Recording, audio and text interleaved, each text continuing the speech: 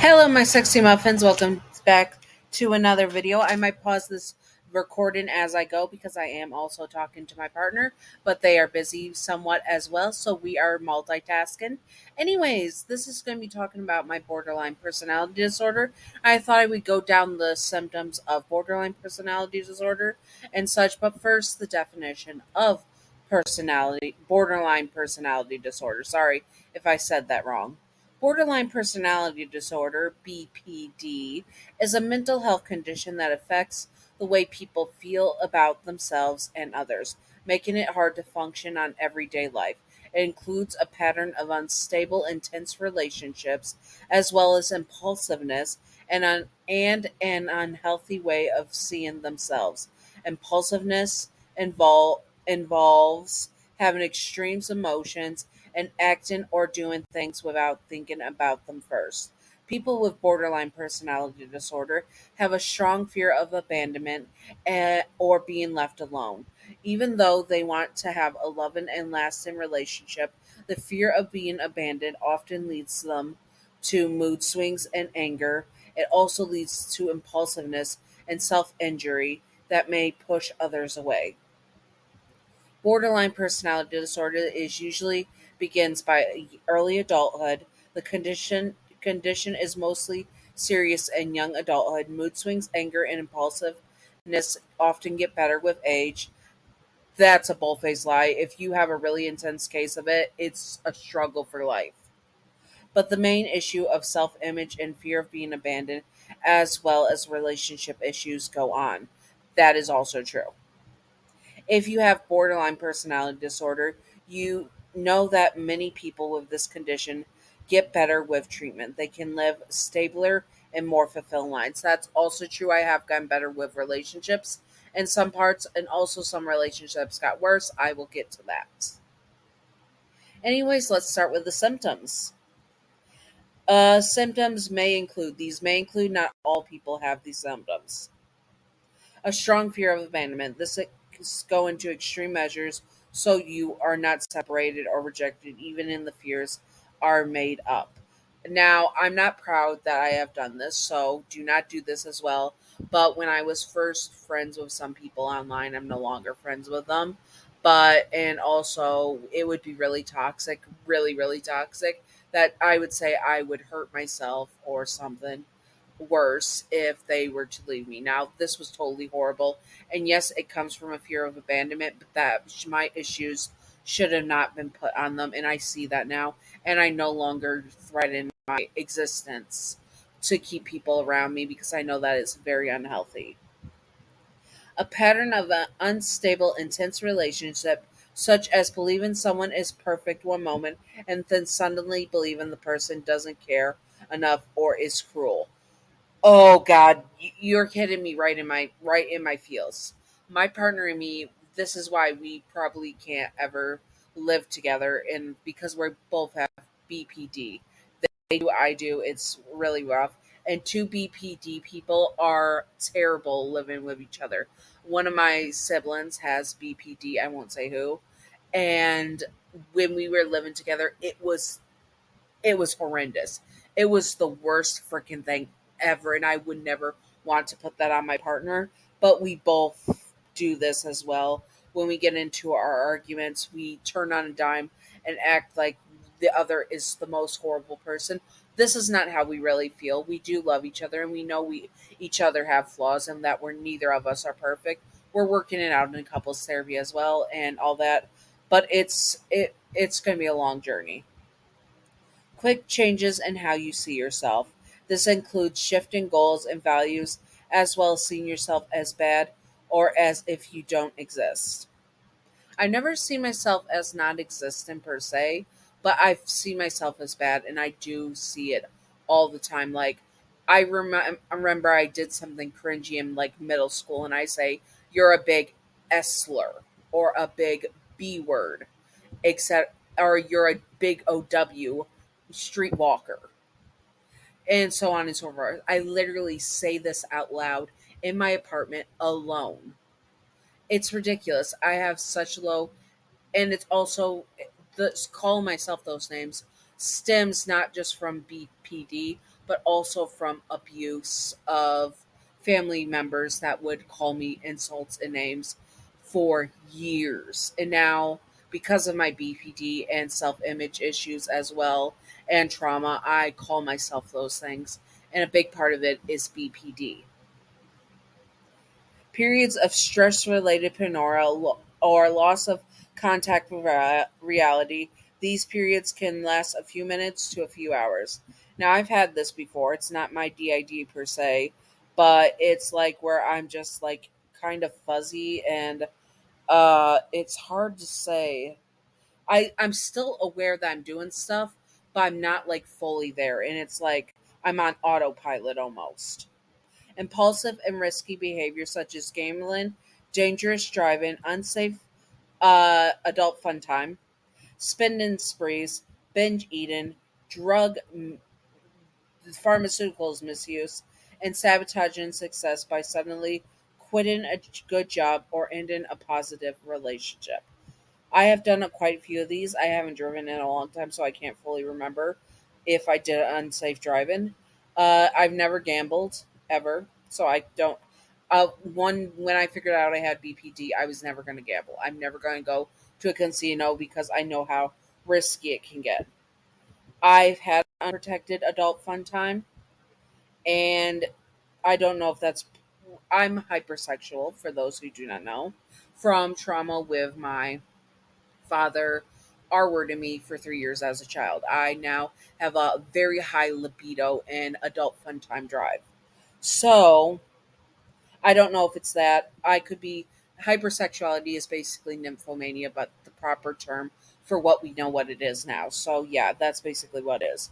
It sucks, especially when you're demisexual. Anyways, let's continue. Spending sprees. Oh, I have such a I have once I have the I've gotten better. I have done therapy, but when I first got my first few paychecks, I was terrible. I didn't make rent and stuff, but I'm now more better at managing money through behavioral treatments. Binge eating. I have an eating disorder. I've had anorexia. I had bulimia, and I still have bulimia. I believe it's better managed where I'm not binge eating, but I do sometimes binge eat, but I don't know how much it is BPD related. Pharmaceutical misuse. I really, okay, back in the day when I was 13 and stuff, and 13 to 19 and stuff, I did do a lot of illegal stuff I cannot say on YouTube because I'm not going to get in trouble for that. I was a kid and I stopped. I'm no longer doing that stuff. Or sabotaging success by suddenly quitting job or ending a positive relationship. Both of those. I've had good partners and left and ended relationships with them because I felt I was not good enough and it sucked. Thoughts of ending your life or self injury, often to response to fears of separation or rejection. I've never had that personally. Like, I've never thought okay, I have thought about it, but I've never actually. Okay, threats. It says threats. Threats, yes, I've done that. I'm terrible, I know. Wide mood swings that last from a few hours to a few days. These mood swings can include periods of being very happy, irritable, or anxious, or feeling shameful all the time. All the time. And this is why one reason you can't be with another borderline personality disorder person, because you guys just don't mesh and you feed off each other's energy. I'm not like vampires or succubus or anything, but it's just you guys are reacting to each other's mental illness and it does not mesh and it's very toxic. Ongoing feelings of emptiness, got that for sure.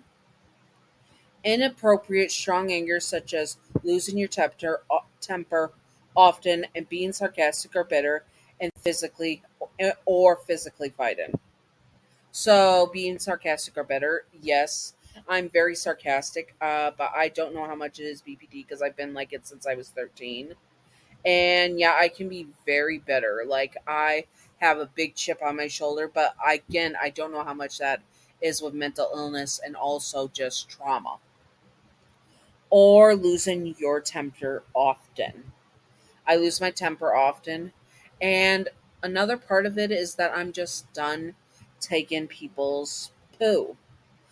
For those who do not know, my mom is borderline a bad mom. She's sometimes really good, sometimes really bad. It's like a 50-50 if you're going to get good mom or bad mom. Anyways, and she's not a bad mom. She's autistic as well, but she's 60 something. I won't give away her age. She's in her 60s, but she was autistic where female autism wasn't even, she was born when autism wasn't even a thing, basically. Like, it was unheard of when she was a baby, basically. And that she would have never gotten diagnosed if we didn't get a good doctor where we are now.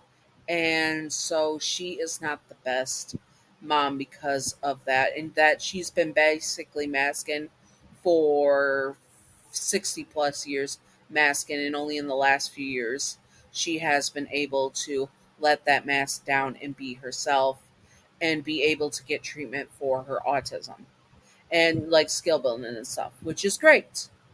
But it also realizes that because she didn't get these skill building stuff, that, well, we had sucky childhoods, and some were favoritism, some were favorites of hers, and some weren't, and all that stuff. Now, my personal experience with borderline personality disorder, and this comes from my personal experience. None of this videos is anything to go by as medical stuff and such.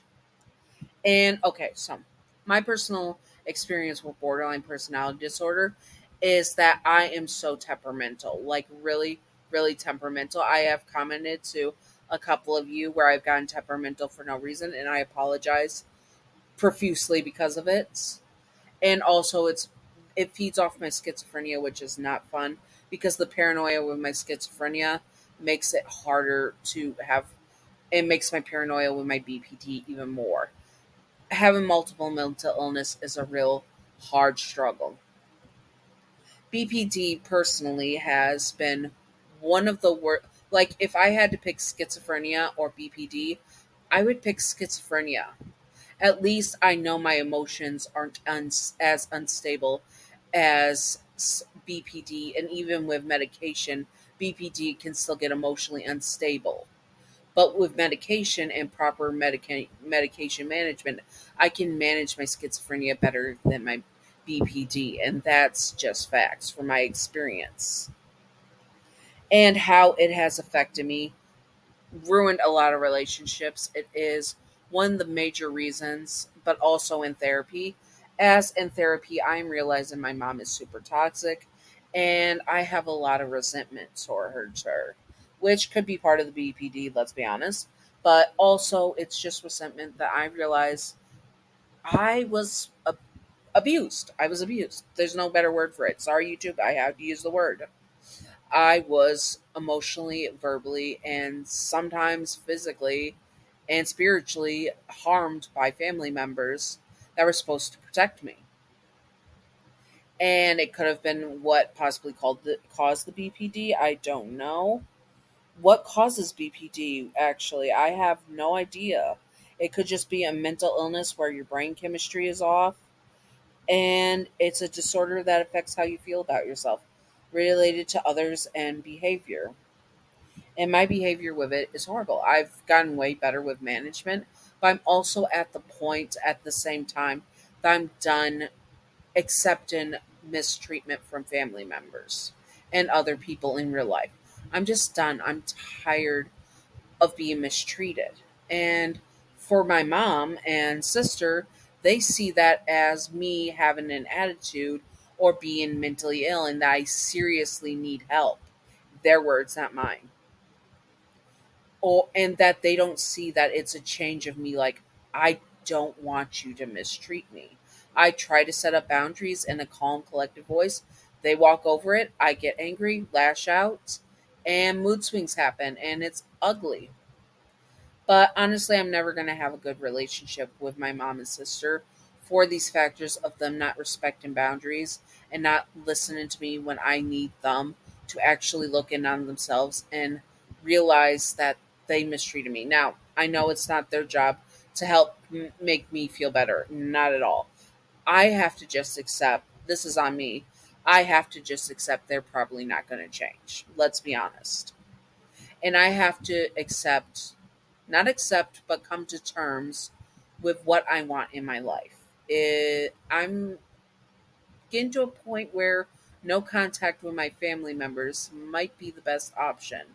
It's not the ideal option right now because of situations and stuff, and me supporting my mom financially somewhat, and also all the such, but my borderline personality disorder is not going to get better with me trying to set boundaries and them not listening. Because borderline personality disorder needs a lot of therapy, and I'm in therapy. I'm in multiple therapies for it. It's ridiculous. But personally, my BPD is like a volcano. Let's be honest. That's what it's like. BBD for me is like a volcano. I bury things down, bury things down, bury things down, then explode with emotional mood swings that are out of control. And these mood swings, I'm like a pit bull with a piece of me. Once I get in an angry mood swing, I don't let it go.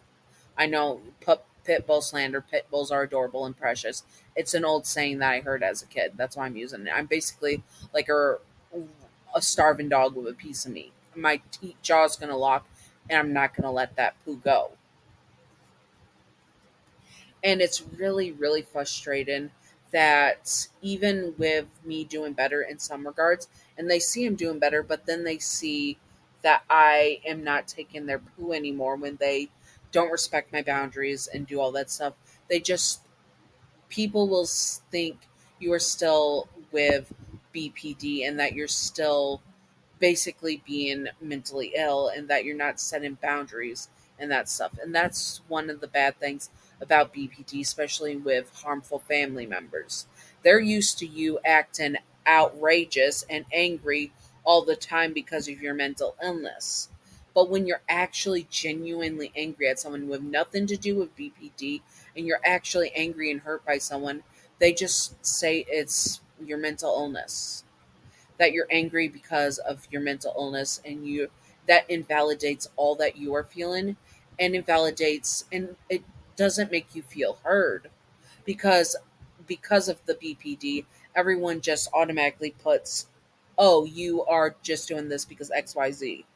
And it's really, really frustrating because anytime I get angry now, it's because I'm mentally ill. It's been like this for years. And anytime I get frustrated or lash out, oh, it's because you're mentally ill. And my parents and family members have to use this excuse, are you taking your meds? Like, I can't genuinely be upset about something without it having to do something with my medication or mental illness. Like, I can't be hurt. I can't be upset because I have mental illness that it explains it away.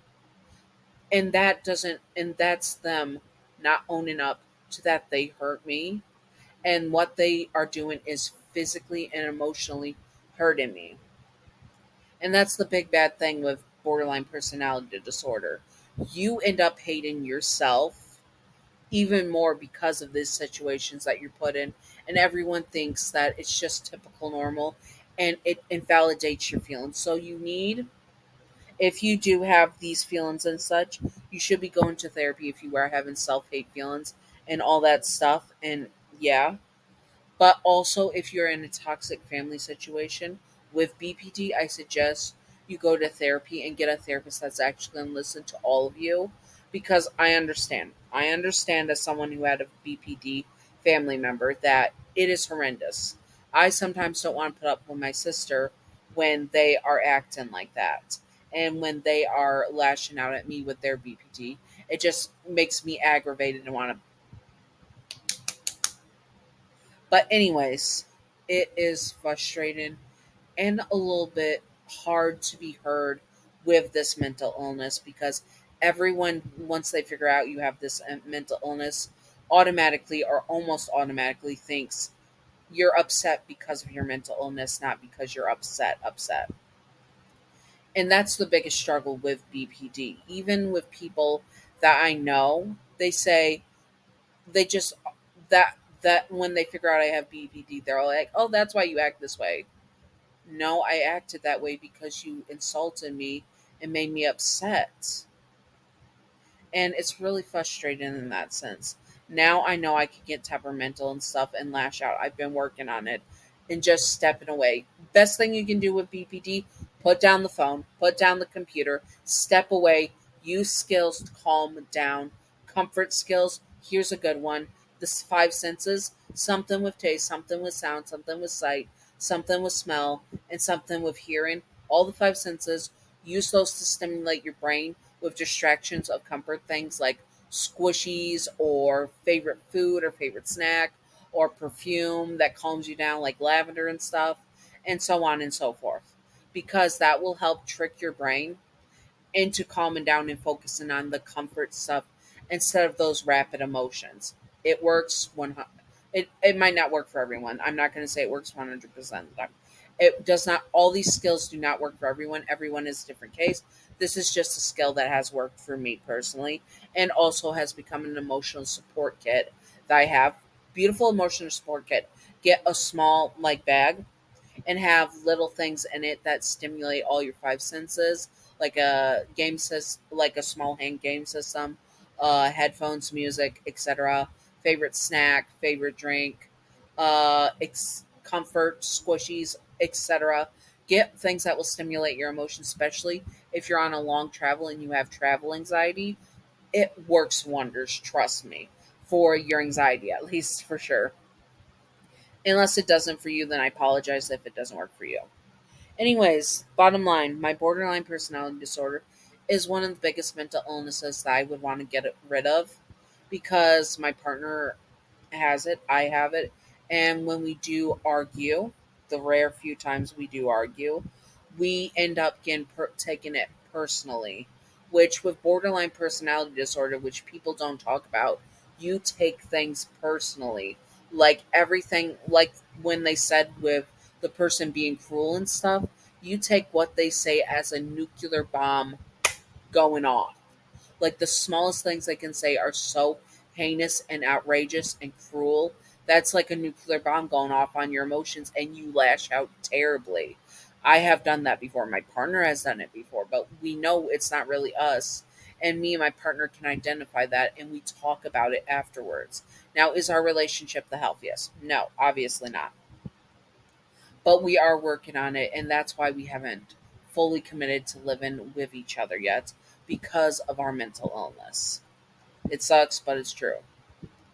And it's all about where we can get in life, where you can manage life and such. And also, if you have BPD, do not move in right away with someone with BPD until you've had intensive trial eras with them, where you will actually not be on your tiptoes around them, but be your real self, because it can get really bad. From someone who has experienced living with a sibling and sometimes being with their partner in it's really bad. It can get so nasty, and you will say things you regret even just seconds after you say it, but you're so amped up that you don't think about that. You feel the regret, but you're still angry, so you have to keep going. It's the mood swings. When people think like bipolar disorder, oh, you're so bipolar, your emotions are so, that's not bipolar. Bipolar is more so highs and lows of manicness and manic energy. But mood swings with BPD are more that unstable emotional, you are so unstable type of thing that people think with bipolar. And that's what I experience because I also have bipolar, so that's great. Anyways, I hope that you all enjoyed this. If you would like to see more of my mental health videos, comment below what you would like to see in my experience with it and all that. I could go more into BPD when I actually have done some more heinous things. If you want that, I will probably not be able to do it right away. Anyways, I hope that you all enjoyed, and stay sexy on my sexy muffins. Bye bye.